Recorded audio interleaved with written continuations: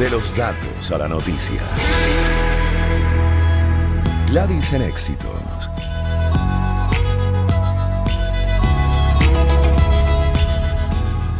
Ya está conectado vía Zoom Mati Wade, diplomático israelí en Siberia y San Petersburgo y también en Minsk.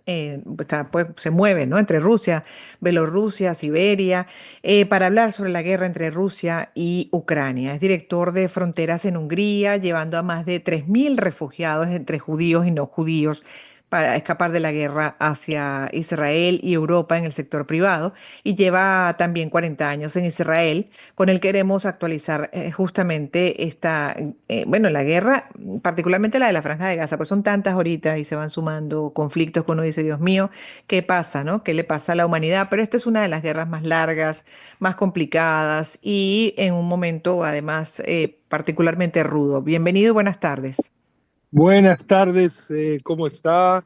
Y bueno, aquí estamos en uno de los tantos lugares, de los tantos conflictos que existen y esperando las preguntas. Sí, señor, de los tantos conflictos. En el caso de la guerra de Israel contra Hamas, bueno, tras el ataque de la milicia palestina el 7 de octubre de 2023, ya de acuerdo a cifras que salen de Gaza, porque eso también hay que decirlo, no son cifras oficiales. Hasta ahora no se ha podido precisar exactamente el número de víctimas, pero sin duda, pues que se puede concluir por las imágenes incluso que salen que hay una mayor cantidad de fallecidos en la franja de Gaza.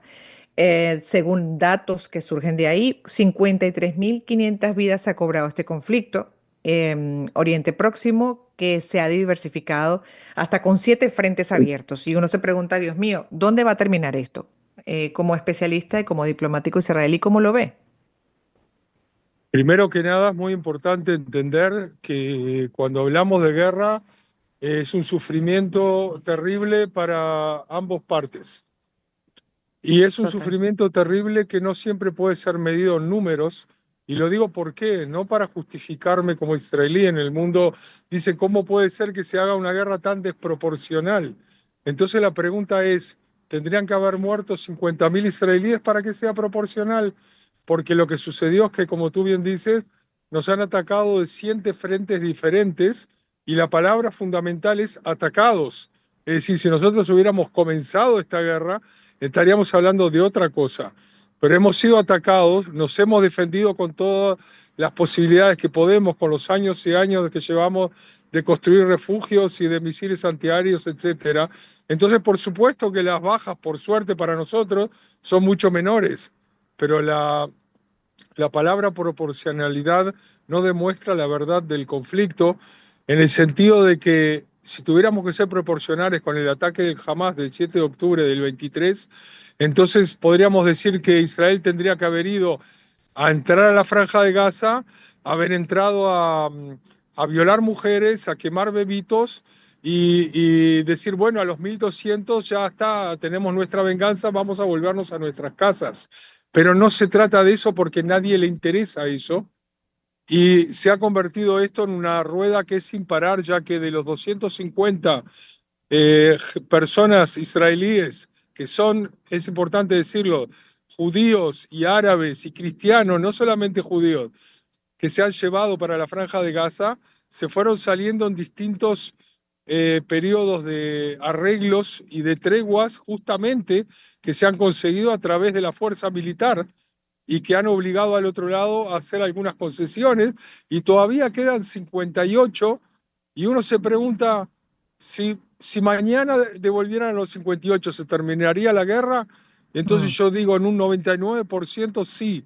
En el momento que liberen a los 58 que quedaron, mañana se termina la guerra. Y ahora viene la pregunta, ¿por qué no se liberan a los 58? Porque jamás es un movimiento que no ha solamente secuestrado israelíes, ha secuestrado al pueblo palestino. Son los peores enemigos del pueblo palestino, ya de que si se tratara en un conflicto entre nosotros y los palestinos, se podría llegar a algún tipo de arreglos como se llegaron en los años 90 a los acuerdos de Oslo, pero no se llegan porque este es un movimiento irredentista islámico que lo quiere todo y Sí. someter a todo el mundo bajo su bota. Lo cual lo hace más complejo. Entonces ahí también la pregunta de cómo lo ven, porque Ya son muchos años de conflicto, ha tenido sus momentos mucho más violentos como el que estamos atravesando, ¿no? Y ya corre el tiempo y cada vez más víctimas de lado y lado. Pero cuando uno lee cosas como las de este lunes, que Israel incluso rechazó la última propuesta estadounidense para un alto al fuego en Gaza, e insistió en que sigue respaldando el esquema propuesto por Steve Witkoff, enviado de la Casa Blanca para Oriente Medio. Pero entre otras, justamente el funcionario israelí que le declaró a EFE confirmó o argumentó que es que jamás no tienen un deseo real de avanzar con un acuerdo y Israel se aferra a este marco de Witkoff, pero igual que implica, porque lo que usted dice es algo que se viene analizando desde siempre, que es la intención de un lado versus lo que sería la intención del otro. Entonces, eso es muy importante decirlo, porque ¿por qué era más fácil, entre comillas, llegar a acuerdos en los años 90 y no hoy en día? Ujú, Porque en los años 90 habían figuras como Rabin, como Pérez, incluso gente de la derecha israelí, que a pesar de no gustarle los acuerdos de Oslo, entendieron que de alguna manera había que llegar a algún tipo de arreglos con los palestinos para que, y no importa ahora, la gente escribe en las redes sociales, hubo Palestina, nunca hubo Palestina, en realidad nunca hubo Palestina, hubo árabes con otros nombres en la zona, mm, pero el conflicto existe y es real. Entonces, ¿por qué se llegaba a cabo? Porque había gente con buena intención de llegar a una forma de convivencia tipo dos estados para dos pueblos.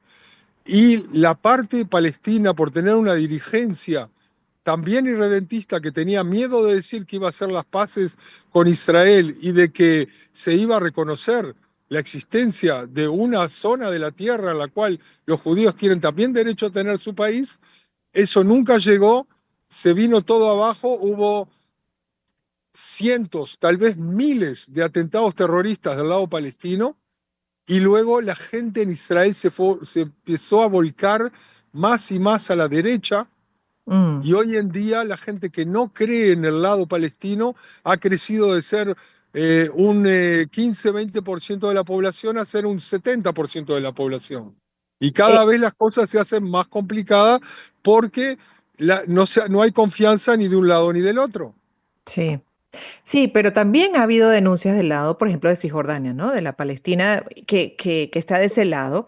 Y al final, cuando uno va a ese territorio, es todo muy pequeño, está todo como muy mezclado. Uno va, de hecho, a la ciudad antigua de Jerusalén y ahí también hay manifestaciones de diferentes, pues, ideologías y hasta esas pugnas constantes que bueno, que eso, que evidencian lo complicado del lugar, lo complicado de poder amalgamar pensamientos tan diferentes y según los que viven en Cisjordania están sometidos por los israelíes que no dan chance tampoco de hacer vida de ese lado de Cisjordania, porque también hay asentamientos de israelíes, incluso radicales, que no reconocen, aceptan al palestino que intenta instalarse y hacer una vida ahí, ¿no? Entonces al final es de lado y lado las acusaciones.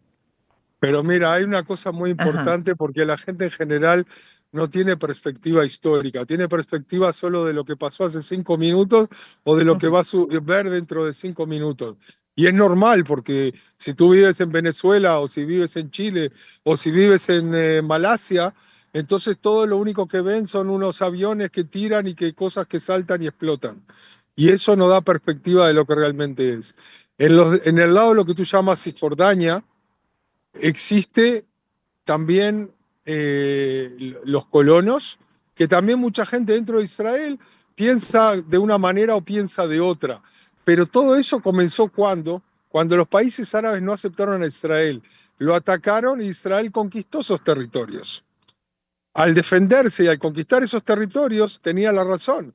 Luego vinieron dentro de esos territorios gente que una parte está de acuerdo en lo que hacen, que es colonizar lugares que en realidad históricamente también eran judíos, no todos, pero una parte, porque si uno busca justicia absoluta, ¿qué es Mm. la justicia absoluta?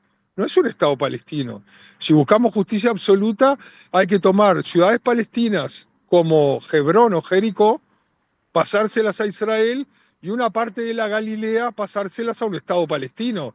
Entonces no vamos nunca a llegar a la justicia absoluta, hay que llegar a un compromiso y el compromiso de Israel varias veces demostró que lo quiere llevar a cabo a través de los distintos proposiciones de paz, y del lado árabe-palestino se ha demostrado eso menos. Mm, Cada vez que se le propuso algo, cada vez que se sentaban con Arafat a hablar, él decía que sí, y luego iba y explotaban autobuses todos los días en las calles de Israel. Ustedes se olvidaron, nosotros no nos olvidamos.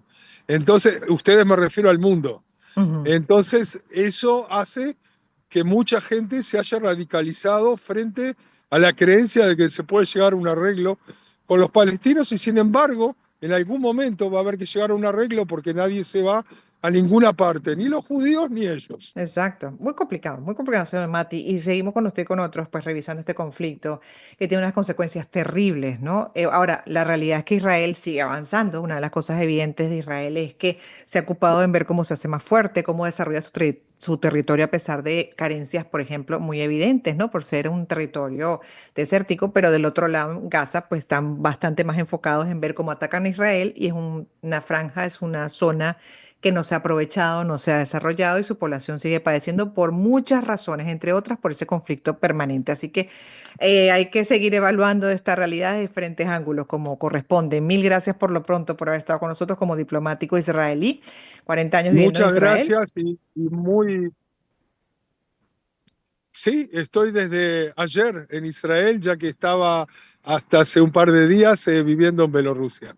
Imagínense, sí, ha estado, como comentábamos al inicio, entre Rusia, Bielorrusia, Siberia. Gracias por haber atendido esta llamada y compartir su punto de vista sobre este conflicto nada Muchísimas fácil. gracias y un gran saludo para todos allí.